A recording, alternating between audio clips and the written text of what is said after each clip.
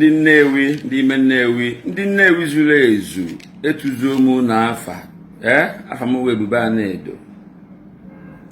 Nwere ozi nji bịa, and if I want to give it English title, it will be Nnewi, a hidden crime scene. Nnewi, a hidden crime scene. Can we do with ajụjụ? Can we do with ajụjụ? Ajụjụ nke mbụ, Igwe Nnewi, ndị obi anyị na-atọ, are they supposed to be partisan politicians? PG Nzukọra, ndị PG aka Nnewi na-anọ, are they supposed to be partisan politicians? Egere m ntị ọfụma mgbe nna anyị Igwe na-ekpelu Colonel Osigwe ekpele. O chefuo with his old age, with only 100 years plus. O chefuo ikwu ọbụlụ Uchechukwu na ya adịrị ya mma ka ọ rụrụ Nnewi ọrụ. Ọbụlụ Uchechukwu. My question is, that not how it's supposed to be among, to start with, the three other Obis?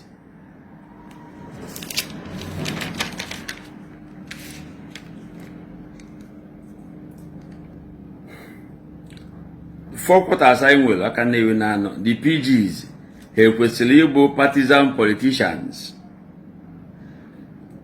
Ọ bụrụ na ha claim omogodo onye ha fụrụ n'anya, ọkwọ polling booth unu enclosed area ya BJ ya ka ti onye ahụ chọziri. Onye wu PG obodo o kwesịrị ya kwa apụga nke YPP, nke APC, nke PDP and what have you. O kwesịrị ekwesị. Maka no since 1997 nke eje na constitution ahụ eji were achịnya Nzukọra. Ife ọwụ ụmụnne m ndị ime Nnewi. Ọ bụrụ na oduru okwu ahụ anyị na-adị ekwu ụbọchị ugbo eji mara Nnewi, nke a na-ekwu na-asị onye hika nne obiri na be ọ nọghịzi eme exist ka agụ ozi oke agụ.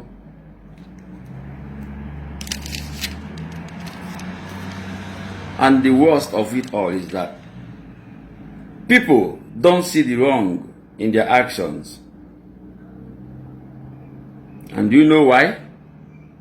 It's simply because people, they hang out with people that okays it, that people that will normalize and celebrate evil.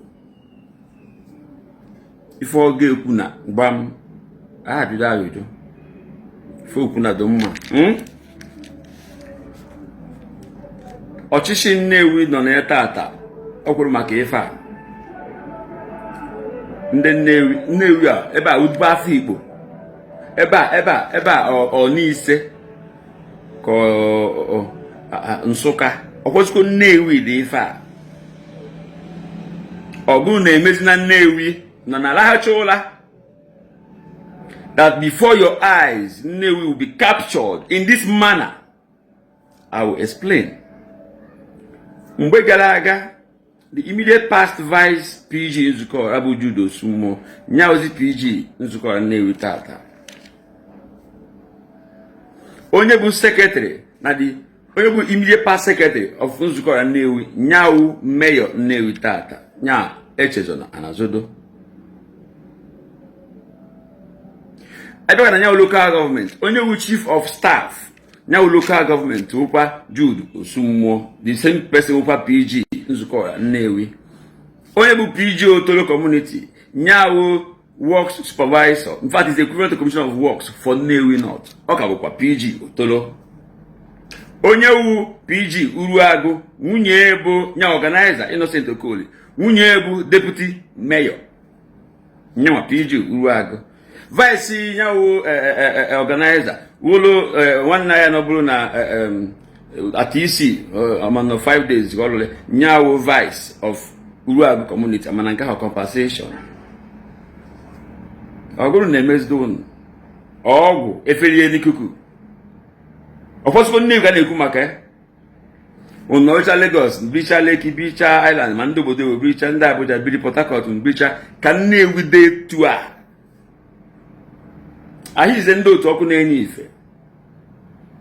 Or I continue to do as one to her. Or I do as it to her. I do essay. Since 1997, I want to go in near we Atochala or Chicha, I don't worry about or Chupa, Atoquaria. She's new to remember. Odoro. Make an equal be near which. Maka protest ojere. Na yokwe ko happy won you as no nya eje. Protest you kelu near which. That's as a father. Ekenem.